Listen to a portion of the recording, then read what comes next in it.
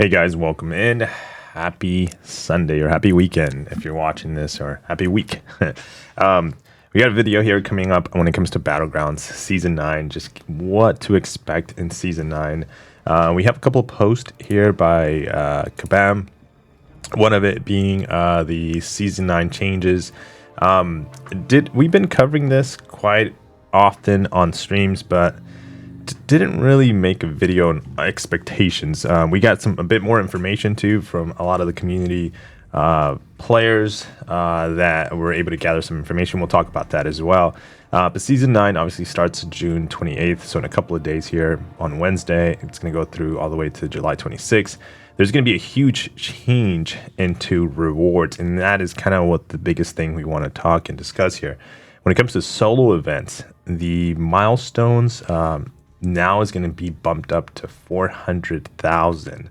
And with that 400,000 milestone increase, you're going to get better rewards. You're going to get 1,500 7-star shards and a 1 6-star Nexus crystal. So that 1 6-star Nexus crystal is going to come in very nice for those that are trying to get more champions to the roster. But the big reason why I think a lot of the players are going to rush for and throughout the season end up doing the final milestone is because of these 1,500 shards. I mean, there's extra stuff being added through it too as well. Just as you can see those and cover those basically. You can see kind of like the extra items as well. So there's going to be a reason why a lot of the players, a lot of the community is going to be pushing to 400,000, which is going to make my advice here towards the end. It's going to make sense on why alliance members or alliances that are going to be wanting to reach the events when it comes to, here, we'll pull it up here, the top brackets of alliance rank rewards are going to want to push for more points as a minimum. So alliance events here as well. When it comes to milestones, currently there is in-game 15 milestones. As you can see, the new additional milestones are going to be 16 and 17, which is 12 million points. Again, having your players, or at least not every single alliance I can say it's going to be doing this, but having alliances that are pushing or more competitive, and this is top 100 alliances out there, might end up pushing for this, and it is going to be beneficial. I mean, look at this 25% T6 class catalyst selector is huge.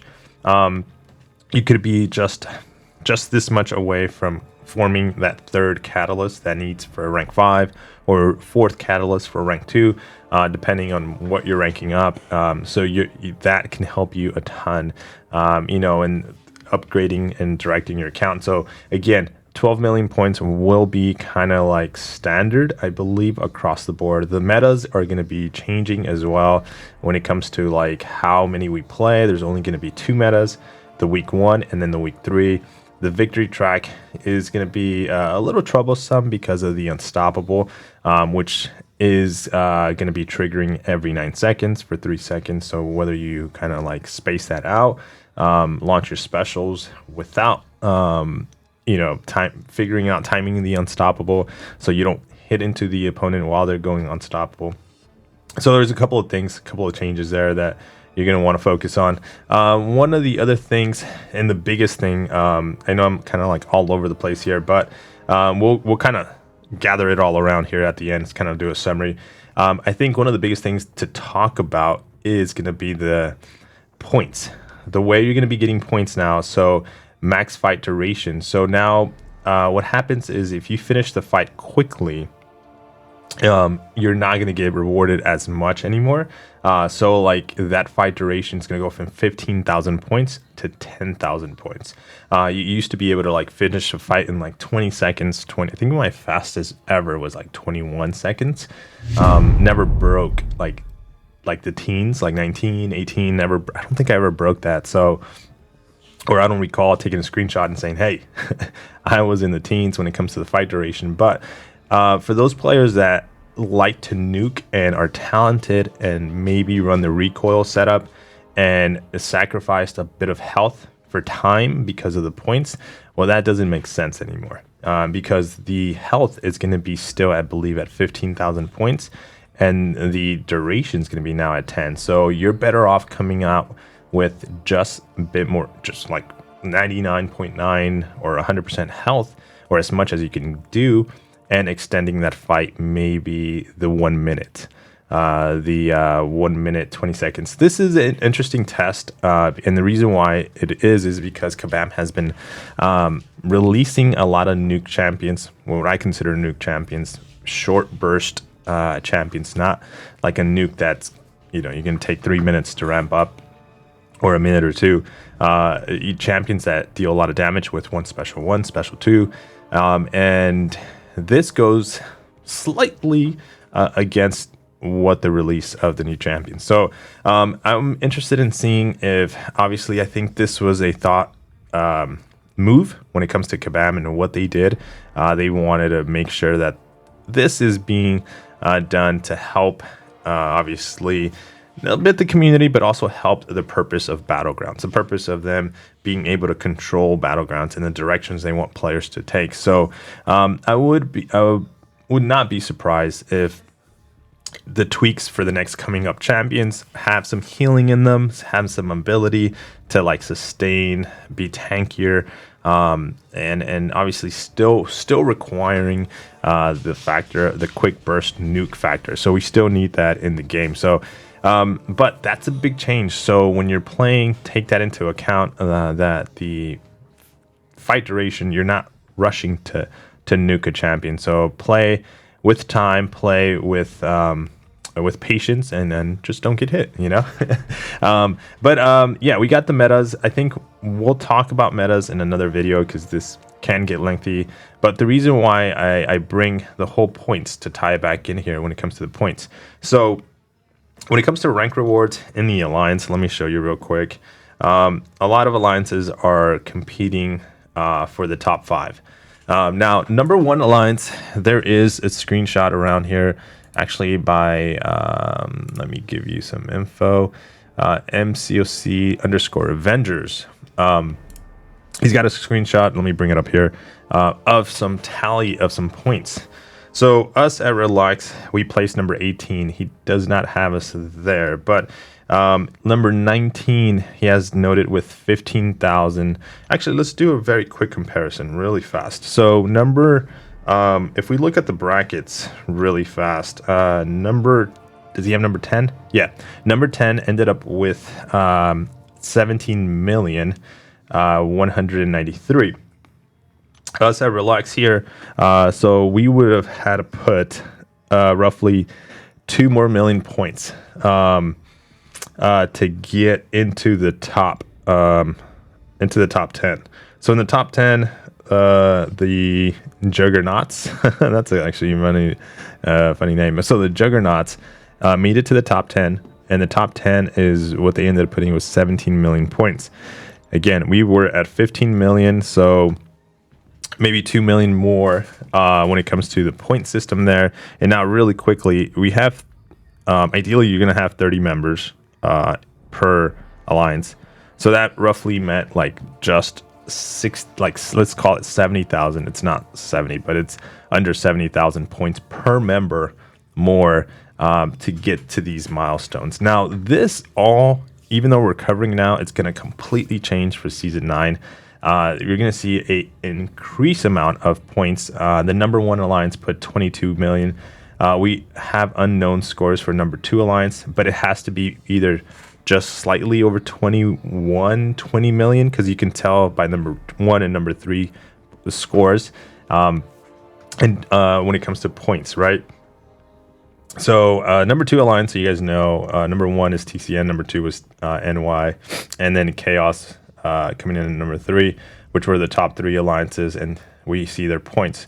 Now, the other thing to cover is why you want to be pushing for those points, and a lot of it is because of the rank rewards. We kind of saw them right now. Let's very quickly look here.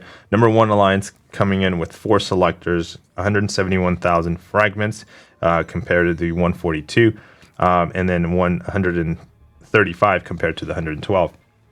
You're gonna not have the selector, or you're gonna miss out on one of the selectors. The other one's gonna be an RNG crystal, but 3 selectors is huge. 3 selectors is actually a very good amount. if you feel like you can push for the number one spot, then go for it, when it comes to alliances. But between 1 and 5, when it comes to the brackets, is ideal. Now, what we're going to do is we're going to grab the number of the number one alliance, divide that by 30. Obviously, there's going to be members that are going to push a bit more. It's not going to be an even spread. Usually, it's never that case. But ideally, 763,000 was the minimum in points contribution per member of that alliance, which was TCN. I'm sure we had members putting in like 1.1 or just even over 1.5, whatever the scores were. They were not evenly spread, but at least a minimum, I would say maybe their roughly minimums are maybe 700,000 or 600,000 when it comes to their minimum. Now, one thing to know, if we're sitting here and thinking, let's assume, because we don't know what their minimums are, let's just assume, because most of them were close to 700,000, 763.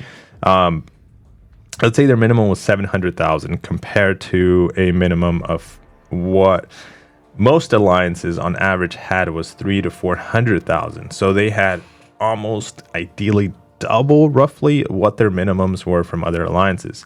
Now, if we look now, because we know that all alliances will be pushing for at least 12 million or 400,000 per member, because they're going to just naturally hit the milestone. So if what we're going to see is we're going to see alliances end up in the 12 million milestone, which is still not enough to take on a number one spot. But based on just some of those numbers, let's say most, if I was TCN and I wanted to stick in the number one spot, and I knew that, hey, before, and we knew that most alliances were roughly doing 300 to 400 minimum, and we kind of doubled that, and not all the way, but we kind of did. I think we're gonna have to double that and some. So if most players are doing 400,000, we're gonna want to go for about 800,000 to 900,000. So roughly, expectations for the number one spot, number two, number three spots, season 9 should be coming in within about 27 million points. Okay, so that's the expectations right now. Now, when it comes to the cost and your involvement, it is not a cheap item. Battlegrounds has become and is starting to become the expensive item of MCOC. Because to get to these points are going to keep growing and growing. If Kabam keeps doing this, now this is a one-time because of Alliance War, they're overlapping when it comes to rewards. But if they see that the participation of alliances, and I told Kabam about this before, I shared it in their discussions, and that, and this is, I can share that because this is me talking. It was like alliance events, are important. That you're going to have more contribution by alliance member than actually alliance individuals. Even though Battlegrounds is a solo competitive event, your contribution when it comes to alliance event, it's going to be bigger. You're better off putting a lot of rewards in these alliance events here to have a contribution of all members pushing. But how do you guys feel? Do you feel like, actually the question would be like, do you feel like this is more enticing than Alliance War? Are you having more fun in Battlegrounds over Alliance War? Is Alliance War still fun, but maybe the spread between these two game modes, Battlegrounds and Alliance War, would be a nice touch, or keeping a lot of rewards in Alliance War?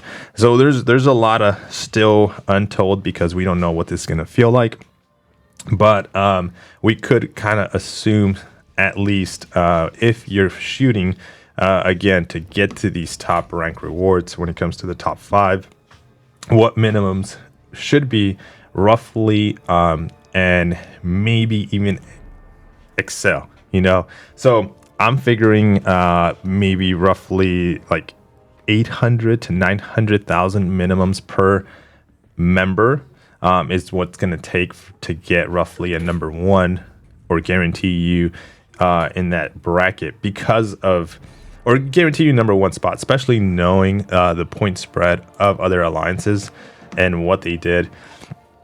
And that's it's expensive. Again, 22 to 20 million points range. We don't know what the number 2 place is. it's a lot of points. I want to show you guys one thing because I have my own tally and what I spent. So this is right here. What I went ahead just to show you. I showed it in the video before when it comes to my Battlegrounds opening, but I spent roughly just under 7.7 thousand units. And that was what it cost for me to get a score of. Let's bring this back up here so I can show you my score.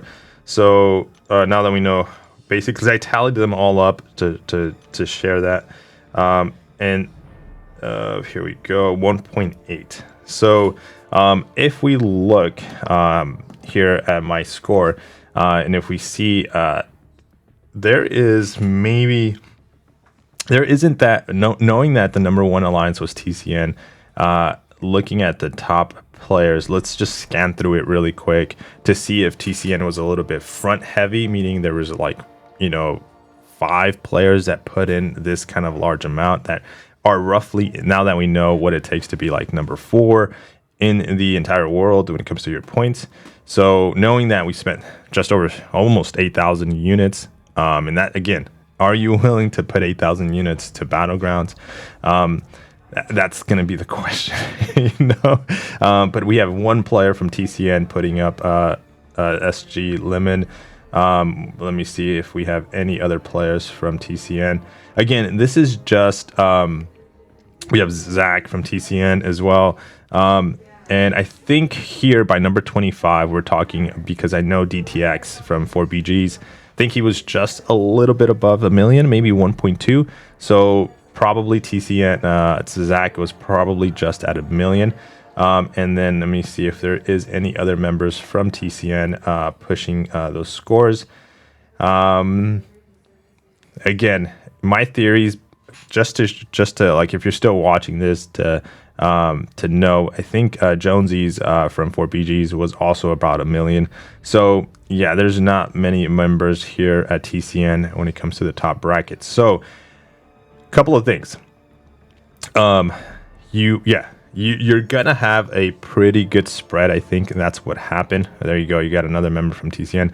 Knowing that they took number 1, it looks like their minimums are very high. Okay, and that minimum is probably going to be, again, increased again for those members, and I think it probably would be needed to be increased if you want to reach those rank rewards again to get to that top 5, knowing that everybody else is doing the same. So overall, guys, to give a summary here, basically, and thanks to MCC_Avengers on Twitter for putting these numbers together. I know this is a discussion more for the top brackets, and how many points you should be looking for. It's going to be tough. It's going to be a big push. It's going to be a pretty expensive push. But if you spread it and you strategize, you can lower that cost. And if you rank up accordingly, you can lower that cost. So there is ways, if you're interested in knowing how I managed to get to those points without pulling my hairs, I can share that with you. There is a strategy to get better and more points. Obviously, you are going to have some units in your account. One of the reasons why I'm grinding away the arenas to try to buff my expense. Okay, so there is strategy behind this whole thing. I mean, we're talking points, we're just giving you kind of numbers, or I'm just giving you numbers, but there is going to be a strategy behind it. So overall, guys, hopefully if you're interested in pushing for like the top 5, this makes sense to you, and this gives you some informative information. I'm sure alliances and officers and leaders are already looking into this, but these are going to be some numbers and probably expectations to do, and just putting things together. And it's easy with known information what alliances are doing or what minimums are being shared within those alliances, and possibly, again, what they might be doing for season 9, especially with tons of time for players to not plan, for officers to not focus on alliance war. So it'll be an interesting season to cover, season 9 and its results. Hopefully, MCC Avengers can keep this up. That'd be kind of cool, man. Thank you so much. I appreciate his effort in putting this together. Guys, take care. I'll see you in the next video. Peace.